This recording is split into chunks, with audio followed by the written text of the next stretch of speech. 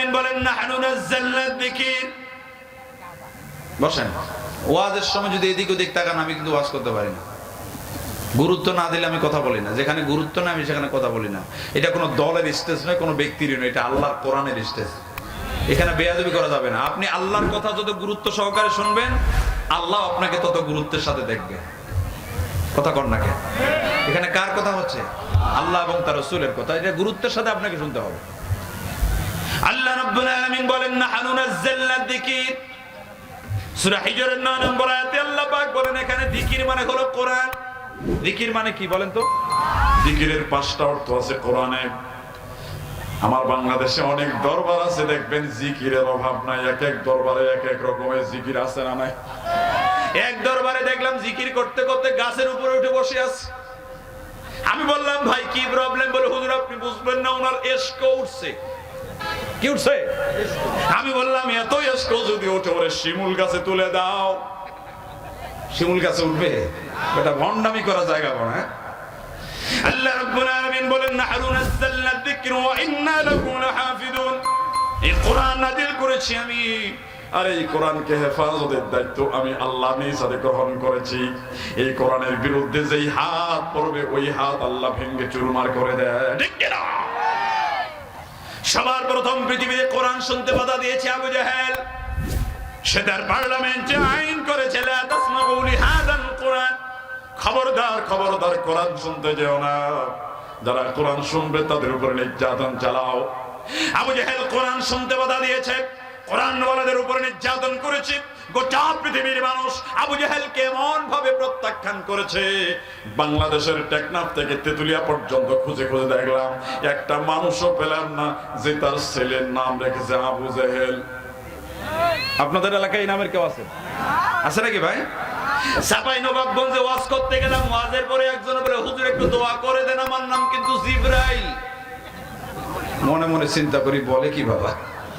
আরেকজন এসে বলে হুজুর আমার নাম মিকাইল। মনে মনে চিন্তা করি আল্লাহ কোন এলাকায় আসলাম। আবু জাহেল নাম রাখা তো দূরের কথা, নাম নিতেও ঘৃণা করে। একটাই কারণ, সে কোরআনের বিরোধিতা করেছে। কোরআন যারা পড়েছে তাদের উপরে নির্যাতন করেছে। ঠিক কিনা? আবু জাহেলের পথকে অনুসরণ করে এই বাংলাদেশেও যারা কোরআনের মাহফিল বন্ধ করেছে, যারা কোরআন পড়েছে তাদের উপরে নির্যাতন করেছে। আল্লাহর কসম করে বলে গেলাম, আবু জাহেলের মতো জালেমদের নাম নিত এদেশের মানুষ ঘৃণা করবে। ঠিক কিনা? সম্মানিত ভাইরা আমার, কোরআন সম্পর্কে আল্লাহ রাব্বুল আলামিন বলেন ওয়ানাজ্জালনা আলাইকাল কিতাবা তিবয়ানাল লিকুল্লি শাই। এমন কোন বিষয় নাই আমি যেটা কোরআনে উল্লেখ করি নাই। Chemistry, physics, biology, geology, astronomy, human embryology, পৃথিবীতে জ্ঞান বিজ্ঞানের এমন কোন শাখা নাই আল্লাহ যেটা কোরআনে উল্লেখ করেন নাই। সুবহানাল্লাহ বলতে ইচ্ছা করে না? এই যে মাইকে আমরা ওয়াজ করছি, এই মাইকের কথা কোরআনে আছে না নাই? আপনাদের সন্দেহ হয়? সন্দেহ হচ্ছে? ওয়াজের পোস্টারের কথা তো নাই, এটা আছে? পোস্টারের নাম আছে কোরআনে? সন্দেহ হচ্ছে। টিস্যুর নাম আছে? টিস্যু টিস্যু আছে? আচ্ছা, এটা জানার জন্যই তো আপনারা আসছেন, কি বলেন ঠিক না? এটা আমি আপনাদেরকে দলিল দেব এবার। আল্লাহ রাব্বুল আলামিন বলেন ওয়া আল্লামা আদামাল আসমাআ কুল্লাহা। এই পৃথিবীতে যত জিনিসের নাম আছে, মাহফিল বলেন, মাহফিলের পোস্টার বলেন, টিস্যু বলেন, টিস্যুর বক্স বলেন, মোবাইল বলেন, মোবাইলের প্যাকেট বলেন, কিয়ামত পর্যন্ত যত জিনিসের নাম আবিষ্কার হবে প্রত্যেকটা জিনিসের নাম আমি আল্লাহ আদমকে শিক্ষা দিয়েছি। সুবহানাল্লাহ। এত সুন্দর কোরআন পাওয়ার পরেও যারা কোরআন মানতে চায় না, কোরআনের বিপরীত চলতে চায়, আল্লাহ রাব্বুল আলামিন বলেন আমি আল্লাহ তাদের জন্য দুইটা শাস্তি নির্ধারণ করে দিয়েছি। কোরআন যদি কেউ না মানে তাদের শাস্তি কয়টা হবে? কথা বলা লাগে ভাই আমার মাঝে। কয়টা? কয়টা? দুইটা শাস্তি আল্লাহ নির্ধারণ করে দিয়েছেন। কোরআন বলছে ওয়ামান আ'রাযা আন যিকরি ফাইন্না লাহু মাঈশাতান যানকান ওয়া নাহশুরুহু ইয়াওমাল কিয়ামাতি আ'মা। ওয়ামান আ'রাযা আন যিকরি, এখানেও যিকির মানে কোরআন। যারা কোরআন বিমুখ জীবন যাপন করতে চায়, কোরআন যা বলে সেটা মানতে চায় না। আল্লাহ রাব্বুল আলামিন বলেন তাদের দুনিয়ার শাস্তিটা হলো তাদের দুনিয়ার জীবনটাকে আমি আল্লাহ আটো সাটো সংকীর্ণ করে দেই। কি করে দেই? ওদের টাকা থাকবে, ব্যাংক ব্যালেন্স থাকবে, পাওয়ার থাকবে, ক্ষমতা থাকবে, কিন্তু দেখবেন ভিতরে শান্তি থাকবে না। রাতের বেলা ঘুমের ট্যাবলেট ছাড়া ঘুম আসে না। আসে না? কথা কয় না কেন? আসে না? কারণ ও যে ইনকাম করছে ওটা তো হারাম, ভিতরে শান্তি নাই। এমন অসুখ তার হয় দেখবেন বাংলাদেশেও চিকিৎসা নাই। এরকম অসুখ আছে না? নাই। কথা কয় না? আছে না? চিকিৎসা নাই বাংলাদেশে। মাউন্ট এলিজাবেথ সিঙ্গাপুরে গেছে। গত মাসে আমি মাউন্ট এলিজাবেথ এবং মালয়েশিয়া কয়েকটা সেমিনারে অংশগ্রহণ করবার জন্য গিয়েছিলাম। মাউন্ট এলিজাবেথ সিঙ্গাপুরে যারা যায় এরা কি ধনী না গরিব? কথা কয় না বাবা। ঘুমাচ্ছেন? পিছনের ভাইরা ঘুমাচ্ছেন না? হাত তুলেন তো দেখি, কে কে ঘুমাচ্ছেন দেখি। ঘুমান নাই তো? আলহামদুলিল্লাহ। আচ্ছা, সিঙ্গাপুরে যারা চিকিৎসা করানোর জন্য যায় এরা ধনী না গরিব? জন্মের টাকা মারছে। আল্লাহ এমন অসুখ করে দিয়েছে বাংলাদেশের চিকিৎসা। ও গেছে সিঙ্গাপুরে, ডাক্তার তার বডি চেক আপ করে বলে দিয়েছে, স্যার আপনার যা অসুখ হয়েছে খবরদার গরুর গোশত কিন্তু হারাম, ছাগলের ধারের কাছে যাবেন না, মুরগি শুধু দেখবেন। এরকম অসুখ আছে না? গোশত হারাম, শুধু ফলের রস খান। সামনে দিয়ে গরু যায়, মুরগি যায়, বিরিয়ানি যায়, খাসি যায়, ও হাঁ করে তাকায় আছে। ডাক্তার কয় খবরদার দেখবা কিন্তু খাবা না। ওর যদি 10,000 কোটি টাকাও থাকে, ওই 10,000 কোটির কোন দাম আছে ভাই? কথা কয় নাকি? দাম আছে। এই জন্য রাসূল বলেছেন, ভালো করে শোনেন, বুখারীর হাদিস, এই পৃথিবীতে মানুষের জন্য আল্লাহর পক্ষ থেকে দামি নিয়ামত হলো দুইটা। জোরে কোন তো কয়টা? এই দুইটা নিয়ামত মানুষ বেশি অপচয় করে। নাম্বার 1 সুস্থতা, 2 নাম্বার সময়। সুবহানাল্লাহ। সুস্থতা কত বড় নিয়ামত! আপনি যদি হাসপাতালে না যান তাহলে টের পাবেন না। কি বলেন, ঠিক না ভাই? আপনি সুস্থ কিভাবে থাকবেন? আপনাদেরকে কোরআন এবং সুন্নাহ থেকে দুই একটা মেডিসিন আমি যদি দেই। ইমানদার, দিনদার, কোরআন প্রেমিক আমার মুসলমান ভাইরা, পর্দার অন্তরের মা ও বোনেরা, স্নেহের কচি কাচেরা, প্রিয় যুবক ভাইরা, সুপ্রিয় রংপুরবাসী, শুকরিয়া জ্ঞাপন করছি আল্লাহ সুবহানাহু ওয়া তাআলার দরবারে যে মহান মুনিব আমাদেরকে পৃথিবীর সমস্ত কাজকে উপেক্ষা করে সর্বকালের সর্বযুগের সর্বশ্রেষ্ঠ মহাগ্রন্থ আল কোরআন থেকে কথা বলবার এবং শুনবার সুযোগ করে দিয়েছেন। সেই রবের দরবারে সকলেই প্রাণ খুলে অবনত চিত্তে হৃদয়ের সমস্ত আবেগ অনুভূতি উজাড় করে দিয়ে সমবেত কণ্ঠে উচ্চ আওয়াজে রাতের নিস্তব্ধ থেকে ভেঙে দিয়ে মুসলমানের মতো সিংহের মতো গর্জন করে সকলেই একযোগে পড়ছি আলহামদুলিল্লাহ। আরেকবার জোরে সরে আলহামদুলিল্লাহ। রব্বানা লাকাল হামদ হামদান কাসীরান তাইয়িবান মুবারাকান ফীহি। আমরা শুকরিয়া আদায় করলাম কার? সবকিছু শেষে কার শুকরিয়া আদায় করব? কাজের শেষে, খাবারের শেষে, স্ত্রীকে পিটানোর শেষে? এটাও আল্লাহ। অনেক মানুষ আছে বউকে পিটায়, এরকম আছে না? কথা কয় না কেন? আছে না? বউ পিটায়। বউ তো পিটানোর জিনিস না। ওয়াজআলা বাইনাকুম মাওয়াদ্দাতান ওয়া রাহমা। আল্লাহ পাক বলেন আমি দুজনের মধ্যে ভালোবাসা সৃষ্টি করে দিয়েছি। সুবহানাল্লাহ বলেন। রাতের বেলা যখন বাড়ি যাবেন দরজা খুলে দেবে, আসসালামু আলাইকুম দিয়ে ঢুকবেন। বাড়িটাকে রহমত দিয়ে ভরপুর করে দেবেন কে? সালাম দিতে পারবেন তো? অনেকে মনে মনে চিন্তা করে, হুজুর বউকে যদি সালাম দেই, বউ চিন্তা করবে আবার কোন হুজুর আসলো। আপনার ছোট্ট বাচ্চা যেগুলি আছে বাড়িতে, যখন ঢুকবেন সালাম দিয়ে ঢুকবেন। তারা বুঝতে পারবে কেউ আসলে এবং গেলে সালাম দিতে হয়। কি বলেন, ঠিক না? আর যদি tata, bye bye, good night এগুলি শেখান, মরার সময়ও বলবে হাই ড্যাডি, গুড নাইট। মানে আপনি যেটা শেখাবেন আপনাকে সেটাই সেলাই কিছে বসো, কেউ কথা বলবেন না, সাইলেন্স। আপনি বাচ্চাকে যেটা শিক্ষা দেবেন সেটাই আপনার বাচ্চা শিখবে। আপনার ছেলে জজ হবে, ডিসি হবে, এসপি হবে, ব্যারিস্টার হবে, কিন্তু এমন জজ, এমন ডিসি আপনি বানাবেন না যেই ডিসি আপনার জানাজার নামাজের ইমামতি করতে পারে না। কথা কয় না কেন? আপনার টাকা আছে 3 কোটি টাকা দিয়ে, 3 লাখ টাকা দিয়ে আপনি হেলিকপ্টার হুজুর ভাড়া করে আনছেন এবং বললেন হুজুর দোয়া করেন ভালো করে যেন আমার বাবা ডাইরেক্ট জান্নাতে যায়। হুজুর এত চেষ্টা করে ওর চোখে পানি আসে না, কারণ আমার কি ঠেকা পড়ছে তোর বাপের জন্য আমি কাঁদবো। কথা কয় না ভাই? আমার কি সহজে পানি আসবে? কিন্তু ব্লাড কানেকশন, সন্তান সালাতে দাঁড়াতে দেরি হয়, ওর চোখ দিয়ে পানি বের হতে দেরি হয় না। সুবহানাল্লাহ বলবেন। এজন্য আপনার সফলতা হলো আপনার সন্তান কোরআন জানে। আপনারা জানেন Bangladesh one of the crop country in the world. বর্তমান পৃথিবীতে বাংলাদেশ একটি দুর্নীতিগ্রস্ত দেশ হিসেবে পরিচিতি পেয়েছে। কি বলেন ঠিক না? কারা দুর্নীতি করেছে? যারা অটোওয়ালা, রিক্সাওয়ালা, ভ্যানওয়ালা, নো, যারা এডুকেটেড হয়েছে, বড় বড় জায়গায় বসেছে, এরা করাপ্টেড হয়েছে, দুর্নীতি করেছে। যেরকম ঠিক কিনা? একটাই কারণ, তাদের মধ্যে নৈতিকতা সৃষ্টি হয় নাই, মোরালিটি তৈরি হয় নাই। Morality এটা গাছে পাওয়া যায় না। Moral teaching will come from the religion, will come from the Holy Quran. So come back to the Quran.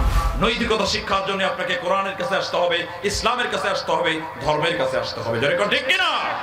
আমরা দেখেছি জাহাঙ্গীরনগর বিশ্ববিদ্যালয়ের একজন টিচার যে তার পিতামাতাকে বৃদ্ধাশ্রমে পাঠিয়ে দিয়েছে। ইউনিভার্সিটির টিচার হওয়ার পরেও যদি বৃদ্ধাশ্রমে পিতামাতাকে পাঠায়, ওটাকে আমরা শিক্ষা বলতে পারি না। যেরকম ঠিক কিনা? এজন্য আপনার সন্তানকে সবার আগে কোরআন শিক্ষা দিবেন, দ্বীনের শিক্ষা দিবেন, ইসলামের শিক্ষা দিবেন। এরপরে তাকে জজ বানাবেন, এসপি বানাবেন, ডিসি বানাবেন। ওই সন্তান আপনাকে বৃদ্ধাশ্রমে পাঠাবে না, সে আপনার জানাজার সালাতের ইমামতিও করতে পারবে, আপনি বললে সে দোয়াও করতে পারবে। কথা কোন নাকি ঠিক কিনা? আল্লাহ আমাদেরকে বোঝার তৌফিক দিন। জোরে বলেন আমিন। আরেকটু জোরে কোন আমিন। এত সুন্দর প্যান্ডেল, এখনো লোক আসেনি। আর কি লোক আসবে? আরো আস্তে আস্তে আসবে না? মানে এলাকায় লোক একটু দেরি করে আসে। আলহামদুলিল্লাহ, অসুবিধা নেই। আমরা আলোচনা শুরু করছি। তবে আল্লাহর নামের স্লোগান দিয়ে, তাকবীর দিয়ে আমরা একটা আলোচনা শুরু করতে চাই। আমি আপনাদেরকে জিজ্ঞেস করতে চাই, মহান রবের নামের স্লোগান দিতে আপনাদের কোনো অসুবিধা আছে? কোনো টেনশন আছে? মামলার কোনো ভয় আছে? তাহলে একটা তাকবীর হবে? হবে? মুসলমানের মতো হবে তো? হাতটা উঁচু করেন যেন গরম লাগে, ঠান্ডা চলে যায়। কি বলেন? মাশাআল্লাহ, জোরে হবে। লিল্লাহি তাকবীর। আরেকটু জোরে, লিল্লাহি তাকবীর। আল কোরআনের আলো, আল হাদিসের আলো, কোরআন হাদিস যেখানে, বিড়ি সিগারেট যেখানে, মদ জুয়া যেখানে, লিল্লাহি তাকবীর। আল্লাহ কবুল করুন। মনে থাকবে তো? কালকে বিড়ি বেচা যায় কিনা কালকে দেখা যাবে ইনশাআল্লাহ। সম্মানিত ভাইরা, শুকরিয়া জ্ঞাপন করি আল্লাহ সুবহানাহু ওয়া তাআলার দরবারে যে মহান মুনিব আমাদেরকে বিশ্ব নবী মুহাম্মদ রাসূলুল্লাহ সাল্লাল্লাহু আলাইহি ওয়াসাল্লামের উম্মত করে পৃথিবীতে পাঠিয়েছেন। রাসূল বলেছেন, যাকা তা'মাল ঈমান, সেই ব্যক্তি ঈমানের মজা পেয়ে যায়, স্বাদ পেয়ে যায়। মান রাদিয়া বিল্লাহি রাব্বা, যারা আল্লাহকে রব হিসাবে পাওয়ার পরে সন্তুষ্ট হয়ে যায়। সুবহানাল্লাহ পড়বেন না? আমাদের রবকে, আল্লাহর নাম নিতে লজ্জা করে, কষ্ট হয়। আল্লাহর নাম নেওয়ার মধ্যে একটা আনন্দ, মজা আছে না নাই বলেন তো? একবার আল্লাহকে আমরা ডাক দেই, আল্লাহ। ধরে বলেন আল্লাহ। মান রাদিয়া বিল্লাহি রাব্বা, যারা আল্লাহকে রব হিসাবে পাওয়ার পরে সন্তুষ্ট হয়ে যায়, তারা ঈমানের মজা পেয়ে যায়। কারণ যার রব আল্লাহ, তার কোনো চিন্তা আছে? কথা কোনো টেনশন আছে? রব হলেন তিনি, যিনি যাওয়ার আগেই আপনার প্রয়োজন আপনার কাছে পাঠিয়ে দেন। সুবহানাল্লাহ। আপনার ধান লাগিয়েছেন, পানি লাগবে, পানির ব্যবস্থা কে করেন? কিন্তু অতিবৃষ্টি, অনাবৃষ্টি আছে নাকি নাই? ওমা আসাবাকুম মিন মুসিবাতিন ফাবিমা কাসাবাত আইদিন নাস, এই পৃথিবীর যত মুসিবত সবগুলি মানুষ তার নিজ হাতে কামাই করেছে। পানির সময় পানি হয় নাই, কারণ আমরা পরিবেশ নষ্ট করেছি, আমরা গাছ কেটেছি, আমরা পাহাড় কেটেছি। কথা জোরে কর নাকি ঠিক কিনা? এটা আমাদের নিজ হাতে কামাই করা।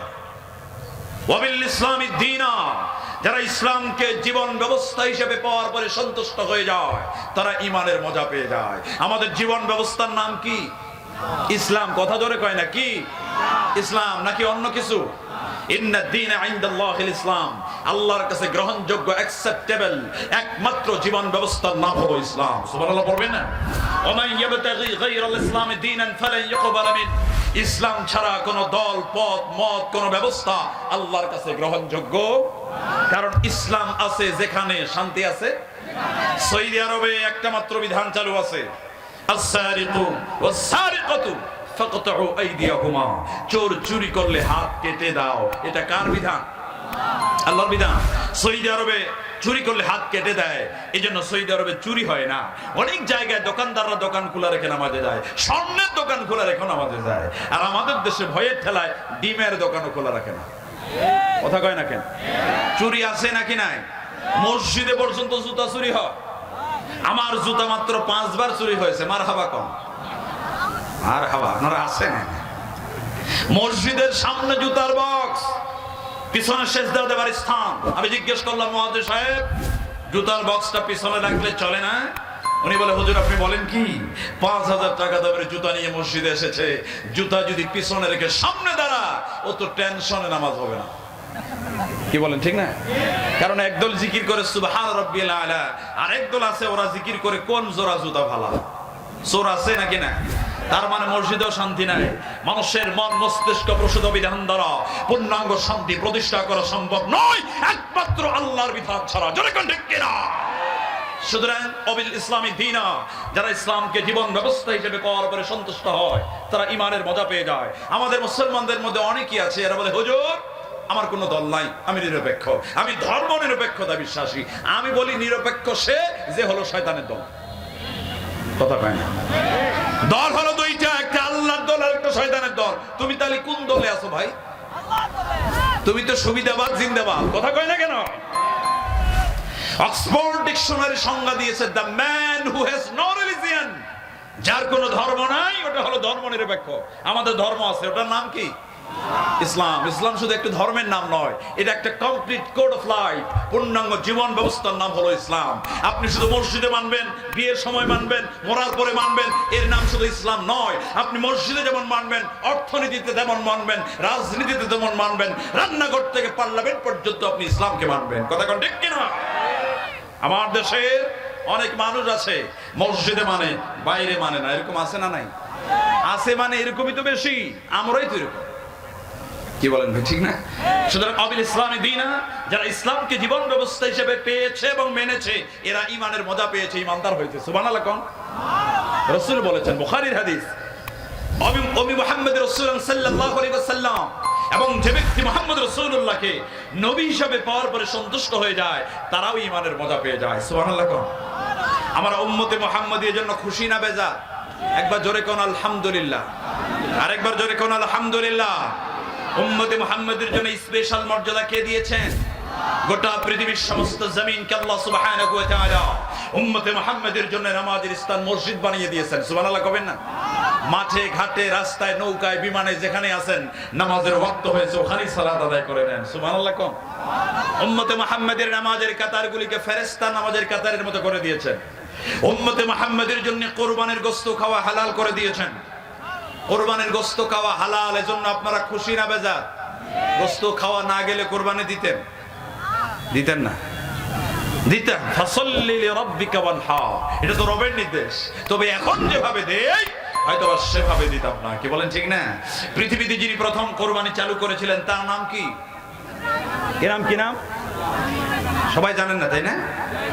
One kinds of Tafsir class. এই মুহূর্তে আপনাদের কোরআনের একটা ক্লাস শুরু হচ্ছে, আলহামদুলিল্লাহ।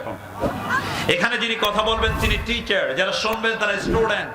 কেউ যদি কোরআনের স্টুডেন্ট হয়ে বাড়ি থেকে বের হয়, খায়রুকুম মান তাআল্লামাল কুরআন ওয়া আল্লামা, রাসূল বলেছেন এই পৃথিবীতে শ্রেষ্ঠ সন্তান হলো তারা যারা কোরআন শিখায় এবং শিক্ষা দেয়। সুবহানাল্লাহ কবেন না? আপনারা পৃথিবীর শ্রেষ্ঠ মানুষ এখন, আলহামদুলিল্লাহ কোন না কেন?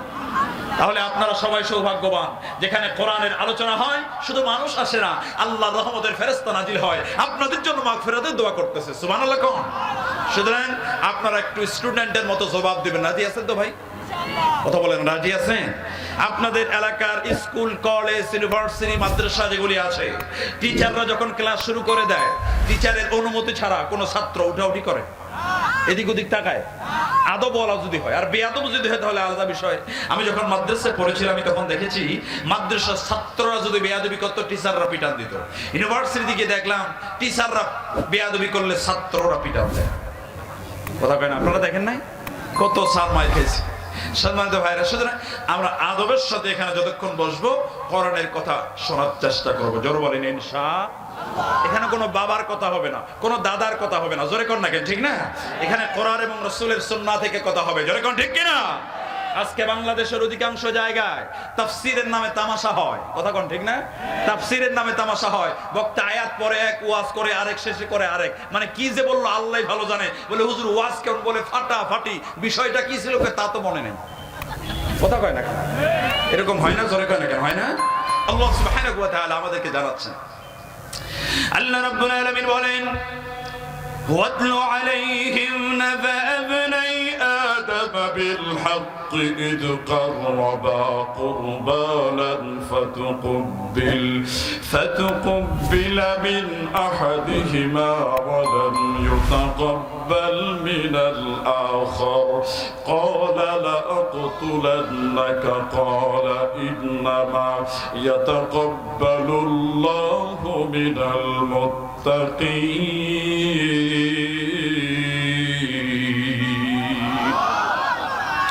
আল্লাহর কোরআন সূরা মায়েদার 27 নম্বর আয়াত, ওয়াতলু আলাইহিম নাবা ইবনাই আদম বিল হক। আল্লাহ রাব্বুল আলামিন বলেন, নবী হে, আদমের দুই পুত্রের কুরবানির কথা আপনি মানুষকে তেলাওয়াত করে শুনিয়ে দিন। আল্লাহর কোরআন প্রমাণ করে এই পৃথিবীতে সবার প্রথম কুরবানি দিয়েছেন আদম আলাইহিস সালামের দুই পুত্র হাবিল আর কাবিল। জোরে বলেন কি না? কথা বলেন না কেন? কি না? তাফসীর ইবনে কাসির আয়াতের ব্যাখ্যা করতে গিয়ে বলেন, হাবিল আর কাবিলের কুরবানি আর বর্তমান জামানার কুরবানি কিন্তু একরকম নয়। আগের জামানায় কুরবানির বস্তুকে পাহাড়ের উপরে রেখে আসা হতো, যার কোরবানিটা কবুল হতো আসমান থেকে আগুন এসে তার কোরবানি জ্বালিয়ে ভস্ম করে দিত, আর যার কোরবানিটা কবুল হতো না তার আগের মতোই হয়ে যেত। তার মানে বোঝা যেত কারটা কবুল হয়েছে আর কারটা হয় নাই। এখন কি বোঝা যায় নাকি? এখন বোঝা যায়? আমি চিন্তা করলাম, রব্বুল আলামিন কোরবানি করার ওই সিস্টেমটা যদি এখনো বাংলাদেশে চালু থাকতো, এই বাংলাদেশের অনেক বড় বড় লিডার আছে, অনেক বড় বড় ধনী ব্যক্তি আছে যারা লজ্জায় কোরবানি দিত না। আছে না নাই? কারণ সুদের টাকা আছে নাকি নাই? আপনাদের এলাকায় তো সুদ চলে না, কি বলে? এদিকেও চলে। 25 বছর ধরে ও আছে কি করতে? ঘুষের টাকা আছে নাকি নাই? জনগণের টাকা মেরে হজে যায় এরকম নেতাও বাংলাদেশে আছে নাকি না? আবার গেলাম ধরে দোয়া করে, আল্লাহ জীবনে অনেক টাকা মেরেছি, এবারের জন্য মাফ করে দাও। বেটা টাকা মারে বাংলাদেশে আর মাপ চায় সৌদি আরবে। কথা কয় না? টাকা মারছে কোথায় আর মাপ চায় কোথায়? ও মিয়া, এটা তো হক করে বান্দার হক। এই বাংলাদেশে অনেক হাজি সাহেব আছে, 3 বার থেকে 5 বার পর্যন্ত হজ করেছে। 5ম বারে হজ থেকে আসার পরে তার যত জমি আছে সব জমিগুলি তার ছেলেদেরকে লিখে দেয়, আর মেয়ে যারা আছে মেয়েদেরকে শুধু দোয়া দেয়। কথা কয় না? রাগ হচ্ছে নাকি আপনাদের? মেয়েদেরকে কি দেয়? দোয়া দেয়। মেয়েদেরকে শুধু দোয়া দিবা কেন? কোরআন বলছে, লিদ্দাকার মিসলু হাজ্জিল উনসায়াইন। তোমার ছেলে যা পাবে মেয়ে তার অর্ধেক পাবে। কার ওয়াদা? কথা কয় না? কার ওয়াদা? তোমার মেয়ে যদি তোমাকে মাফ করে দেয় তুমি বেঁচে গেলা, আর মেয়ে যদি মাফ করে না দেয় 100 বার হজ করলে পরেও কাল কিয়ামতের দিন আল্লাহর আদালতে আসামির কাঠগড়ায় দাঁড় করানো হবে। ঠিক কি না? নবী মুহাম্মদ রাসূলুল্লাহ সাল্লাল্লাহু আলাইহি ওয়াসাল্লাম, যে ব্যক্তি মুহাম্মদ রাসূলুল্লাহকে নবী হিসাবে পাওয়ার পরে সন্তুষ্ট হয়ে যায় তারা ঈমানের মজা পেয়ে যায়। সুবহানাল্লাহ কবেন না? আল্লাহর পক্ষ থেকে 2টা রহমত, একটা হলো রাসূল আর একটা হলো কোরআন। সুবহানাল্লাহ পড়েন। কোরআন সম্পর্কে আল্লাহ রাব্বুল আলামিন বলেন, ইন্না নাহনু নাযালনা যিকরা ওয়া ইন্না লাহু লাহাফিজুন।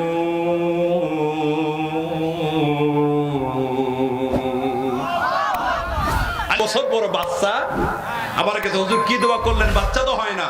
বলে বাবা বিয়ে করলি কবে? বলে হুজুর বিয়ে তো করি নাই। ওর বাচ্চা হবে? বেটা আগে বিয়ে কর, কার্যক্রম চালা, এরপরে দোয়া চা। তুমি তো মুমিন হতে পারো না। কথা কয় না? মুমিন হও। ইসরায়েল তথ্য প্রযুক্তিতে যে আবিষ্কার করেছে, যে উন্নতি সাধন করেছে, কোরআন গবেষণা করে তাদের চাইতে দামি প্রযুক্তি তুমি আবিষ্কার করো, তাদেরকে হামলা করার মতো যোগ্যতা অর্জন করো, এরপর ঈমানের শক্তিতে বলিয়ান হয়ে ঝাঁপিয়ে পড়ো, অবশ্যই বদরের প্রান্তরের মতো আল্লাহ তোমাকে সাহায্য করবে। ঠিক কিনা? ওরা আবিষ্কার করেছে দামি দামি অস্ত্র, আর তুমি খালি দোয়া করো আল্লাহ বাঁচাও। তোমার তো যোগ্যতাই নেই কোনো। তোমাকে তাদের মোকাবেলা করার মতো যোগ্যতা অর্জন করতে হবে। ইয়াসিন ওয়াল কুরআনিল হাকিম, আল্লাহ হাকিম শব্দটা কোরআনে 4টি অর্থে ব্যবহার করেছেন। সূরা ইয়াসিন আল্লাহ যে হাকিম শব্দ ব্যবহার করেছেন, এর মানে আমাদের গ্রামের আব্দুল হাকিম না, এর মানে হলো সায়েন্স, বিজ্ঞান। আল্লাহ পাক বলেন সায়েন্টিফিক বিজ্ঞানময় একটি কিতাব আমি তোমাদেরকে দিয়েছি। কোরআনের প্রথম আয়াত আলহামদুলিল্লাহি রাব্বিল আলামিন। আলম হচ্ছে একবচন, আলামিন হচ্ছে বহুবচন। কোরআনের প্রথম আয়াতটাই সায়েন্টিফিক আয়াত। এই আয়াত বোঝার জন্য আপনাকে মহাশূন্য সম্পর্কে জানতে হবে। তারকা, গ্যালাক্সি, ব্ল্যাক হোল, মহাশূন্যের অসংখ্য গ্রহ, নক্ষত্র, উপগ্রহ, সমুদ্রের তলদেশ, উপরের দেশ, সমস্ত দেশের আলোচনা একটা শব্দের মধ্যে আল্লাহ দিয়েছেন। সুবহানাল্লাহ কবেন? এই তাফসীরকে আমরা পড়ি, ওই জ্ঞানের আশেপাশেও আমরা যাইতে পারি নাই। এটা গবেষণা করছে ইহুদিরা, খ্রিস্টানেরা। ওরা গবেষণা করে আমাদের উপরে নেতৃত্ব দেয়, আমাদের ধার করা জিনিস। কথা কয় না? গত কয়েক বছর আগে জাপানের একদল বিজ্ঞানী, কষ্ট হচ্ছে আপনাদের? আমি কি বলবো? জাপানের একদল বিজ্ঞানী গবেষণা করেছে। তারা বলেছে হিউম্যান ব্রেইন, মানুষের বয়স যখন 35 হয়, 35 বছর হয়। কয় বছর ভাই? 35 যখন হয়, হিউম্যান ব্রেইন থেকে, মানুষের ব্রেইন থেকে একটা হরমোন নিঃসরণ হয়, একটা রস বের হয়। এটা হলো তারুণ্যকে ধরে রাখবার হরমোন। 35 বছর যখন হয়, তখন ওই হরমোনটা নিঃসরণ কমে যায়। যখন কমে যায়, তখন সে বার্ধক্যে উপনীত হয়, তার দাড়ি পাকে, চুল পাকে, যৌবন শক্তি কমে যায়, সে তারুণ্য হারিয়ে ফেলে। 35 বছরের পরে না আগে? কথা বলে না, পরে না আগে? 35 বছরের পরে এটা কমতে থাকে আস্তে আস্তে। জাপানের বিজ্ঞানীরা চিন্তা করলো, এমন কোন জিনিস, ওই জিনিসটা ওই হরমোন তৈরি করতে পারে, ওটা যদি, ওই ঔষধ যদি আমরা আবিষ্কার করতে পারি, তাহলে তো মানুষের তারুণ্য হারাবে না, যৌবন থাকবে, তারা বুড়া হবে না। কারণ আমরা কি বুড়া হতে চাই? আপনারা চান? বুড়া হইলেও কলম দিয়ে দাড়ি কালো করে ফেলে। কথা কয় না কেন ভাই? মানে আমরা বুড়া সাজতে চাই না। বয়স 65 এবং সফা মনে হয় বিয়ে আরো 3টা করা যাবে। এরকম আছে না নাই? আপনারা রাগ করতেছেন মনে হয় নাকি? সম্মানিত ভাইরা, আমরা কেউ বুড়া হতে চাই না, আমরা তারুণ্যকে ধরে রাখতে চাই। জাপানের বিজ্ঞানীরা ওই ঔষধ আবিষ্কার করার জন্য উঠে পড়ে লেগেছে। রিসার্চ করতে করতে, গবেষণা করতে করতে তারা ওই উপাদানটা এমন 2টা ফলের মধ্যে পেয়েছে, ওই 2টা ফলের কথা আল্লাহ কোরআনে বলে দিয়েছেন। সুবহানাল্লাহ কবেন না? আল্লাহ রাব্বুল আলামিন বলেন ওয়াত-তিনি ওয়াজ-যাইতুনি ওয়া তুরি সিনিনা ওয়া হাদাল বালাদিল আমিন।